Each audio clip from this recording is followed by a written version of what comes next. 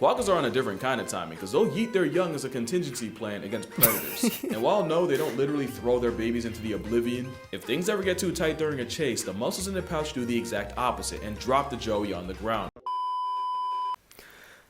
Hello beautiful people, this is Animals That Get Middle Finger from Childhood by Casual Geographic. You've been loving his videos recently, so I thought why not make another one. So engage with the video so it gets into the algorithm and let's check it out.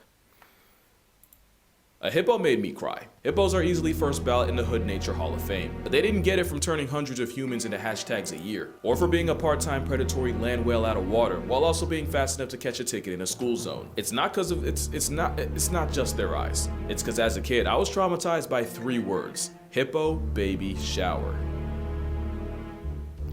What does that mean? Maturing is realizing 2 things about nature. 1, you hit the RNG lottery if you die of old age, and 2, you probably have a worse childhood than an actor. What the holy shit, he went flying. From redacted. Since I've already made a mother and father video on this channel, instead, we're gonna do basically the opposite. Here are the animals that get spanked the hardest by reality the moment they're born. And while this isn't really a bad parents video, you're gonna see some of these animals need CPS in the worst way. So, What was that? this isn't really a bad parents video. You're gonna see some of these animals need CPS in the Oh hell nah, man. worst way. So yeah, back to hippos. So as a kid, I was watching this documentary. I couldn't really tell you what it was called or even what it was about, but there was this one scene where a mother hippo showed up with her freshly born calf, and the other hippos woke up feeling like Mike. Jackson, Tyson, Jordan, take your pick. Either way, I watched the calf become corpse confetti in front of my eyes. Hippos are actually pretty solid moms. They'll take a maternity leave from the herd and pretty much quarantine herself for weeks to have the kid, and it's usually after a couple of weeks where she'll return to the pod. Problem is, if she comes back to an overcrowded pool or limited resources or really just a hippoing, males will gang up on the mother, separate her from the calf, and make a hippo baby shower shockingly little. In their defense, it's technically rare, and it's not like your favorite animals don't follow the same script. But man, did the squeals of an eviscerated baby hippo alter my brain chemistry.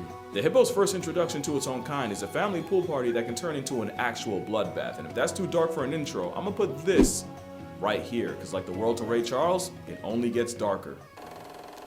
So in my non-professional online opinion, there's about 4 ways animals fresh out the womb get violated by the natural order, and the first one's what hippos go through, which I like to call running the gauntlet. It basically means because of circumstances, an animal too young to be anything but a milk merchant has to go through trials, tests, and a real-life bullet hell that I would hesitate to wish on my worst enemy. And unfortunately, my worst enemy is not this bird.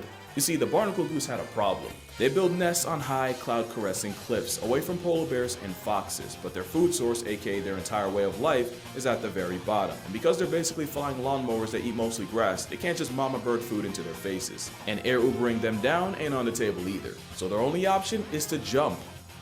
All the way down. Nah, man. The day-old flightless baby barnacles freefall up to 400 feet straight down. The Statue of Liberty would be a vacation for them, and the only thing breaking their fall are the rocks littering the bottom. Really, the only break they get is nature giving them a fluffy down coat and flyweight class to make the whole rock landing thing less of an immediate game over. But don't worry. It gets worse. The parent geese do help by calling out to the chicks and kind of coaching them down, but their encouragement can end up attracting the same predators they were trying to avoid in the first place. Also, as a conscious cotton ball, they go wherever the wind blows them, and if that happens to be too far away, they can get snatched by a raven before their parents even get to them. Not to mention, barnacle geese don't get full immunity. 10% of the chicks become a casualty to the cliffs, and only a third are alive after 2 days. Basically, this is the second animal in the row where baby shower sounds more like a sick joke, and wouldn't you know, they're not the only birds that don't need autumn to be a fall baby. Wood ducks have to yeet themselves up to 50 feet out of their tree nest or starve to death inside. I didn't know water landing was a luxury because merganser chicks have to do the same thing, except the best they get are leaves. But at least with ducks and geese, they run the gauntlet, but they have their parents there the whole time. This crab could only be so lucky. The Christmas crab's named after the island it's on, and every year, the crustacean exodus travels from within the forest all the way to the coast by the tens of millions. This is my worst nightmare. For, well, if you know what this drink is called, just know crabs have copious amounts of it. Walking to your spring break when you're only inches tall is a struggle enough. Doing it in reverse at tick size is veteran difficulty. Because a few weeks later, the Christmas crab progeny has to backtrack from the beach all the way back into the recesses of the jungle with the rest of the population. It takes over a week straight of walking, while dodging everything from cars to the people in them. And that's if they don't get spawn sniped on the beach by their own kind. Out of the legit billions of crabs that take the Holy shit, cannibalism. journey on, only, let's see here, 0.0001% of them live long enough to continue the cycle. Now, I'm not the best at math. They're arguably the only insect that can give 10% of the Furious 5 problems. NANI? It sounds like all but 1 in 10,000 crablets are statistically f***ed. Nothing says Gauntlet like having so many kids. You basically force the right hand of RNG to do at least one of your own right. Spoiler alert, you're gonna see that again. But nothing makes running the Gauntlet more literal than Godzilla's understudy. Ironically, the marine iguana's only Holy shit, it looks straight from my nightmares. a menace to algae and is reportedly chill like that. Their childhood is anything but, because gravid iguanas will lay their eggs deep in sand or volcanic ash. But that also means they have to do the dash when their underground nursery turns out to be a snake pit. As soon as the iguanas are born, they immediately rush to the rocks for cover, and that can get them tailgated by, of course, racer snakes. And like their name suggests, they're liable to run down a luckless lizard. Bro really just blew a 4-0 leg lead. Oh, and Eurostepping Satan's garden hoses doesn't mean they still can't get picked off by the always menacing Galapagos hawk. Running through ops like Marshawn Lynch your first day out is survival of the fittest on steroids. And remember, running the gauntlet is just one of the ways the world plots on the young. But number 2 might arguably be worse. Criminal negligence. Because at least with before, if you take an L, you can chalk it up to a skill issue. But with a parent like that, if you're strapped for luck, you're pretty much in trouble. The harp seal is actually a decent mother. For 12 days, she nurses her pup for less than 2 weeks, then what? She abandons the pup to go find more males, because mother harps are for the sheets. Holy shit, she for the streets. The ice sheets. Keep in mind, the baby seal can't swim or otherwise feed itself for the next 6 weeks, even losing half their weight in the process. Forcing a hunger strike on your kids is bad enough. Pulling that in polar bear country is diabolical. Shit, someone call CPS, man. Worst part is, the pups are naive enough to confuse anything that moves for their mother, so those videos of them pulling up to cameramen, it just got a lot darker. Quokkas are on a different kind of timing, because they'll yeet their young as a contingency plan against predators. And while no, they don't literally throw their babies into the oblivion, if things ever get too tight during a chase, the muscles in the pouch do the exact opposite and drop the joey on the ground. And while the screaming, writhing joey gets the worst kind of attention, Mama Marsupial hightails it, because you know what they say. What's 17 more years? I can always start again. Make Holy fuck, it should just go dark quick. another kid.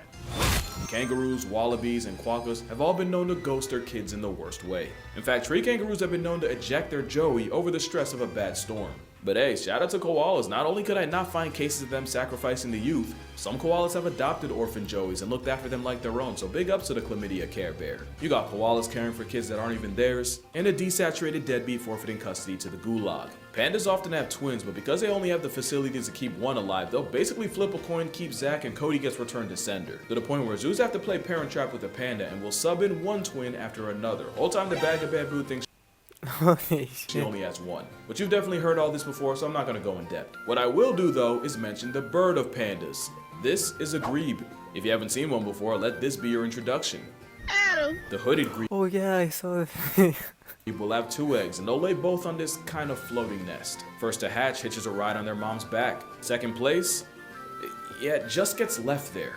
97% of the time, the grebe couple only raises one chick. It's bad enough when pandas do it, but at least the DreamWorks franchise isn't endangered anymore. Being critically close to being cooked while having a one-child policy is just egregious. Oh my god. In fact, the average baby raised per adult each year is 2.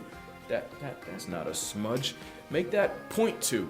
And yet there's a bird that might be worse. Now how could emperor penguins be here? They were in my Father's Day video, and the mothers aren't slouches either. But in a really cruel twist of fate, the very thing that makes them great parents can royally screw the chick over. Prolactin is a hormone that goes into overdrive once the penguin lays an egg and keeps going long after the chick hatches. And it's believed it's actually the high levels of prolactin that drives the penguin to make the long trip back to its chick after days of filling up at sea. The problem is, the prolactin doesn't fall off if the penguin ends up losing the chick, and the parental drive can be so strong, it forces them to kidnap someone else's.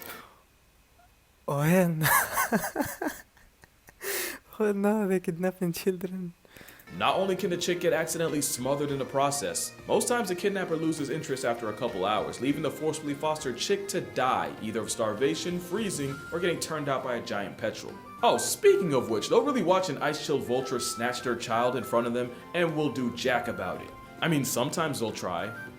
Until they don't. Imagine the plot of Taken, but if Liam Neeson was in the same room and didn't even move from his couch. To be fair, I honestly don't know what I was expecting here.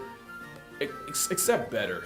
Mind you, that's only the half of it. Literally. Because next is what I like to call, it be your own.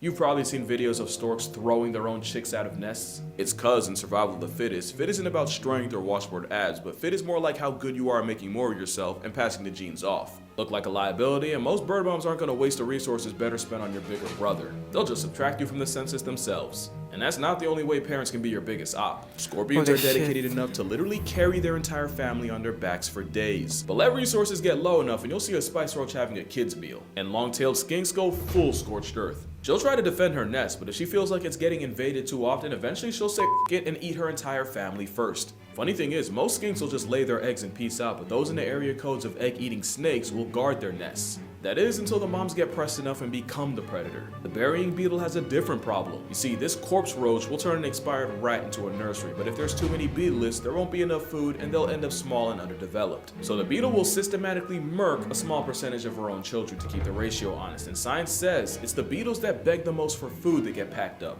Seriously, the larvae that beetles can beg, by the way, but the ones that only do it when they're genuinely hungry actually have a better chance of surviving than the ones that do it constantly. In a weird way, it's like a creative tactic to reward honesty. But also imagine asking your mom what's for dinner and she takes your head off. Either that or it's a really messed up game of musical chairs where the biggest beetles get fed first until there's no food left, and the ones that get left out get terminated. Which is actually a great transition to the last pitfall of youth: sibling rivalry, or it be your own part too.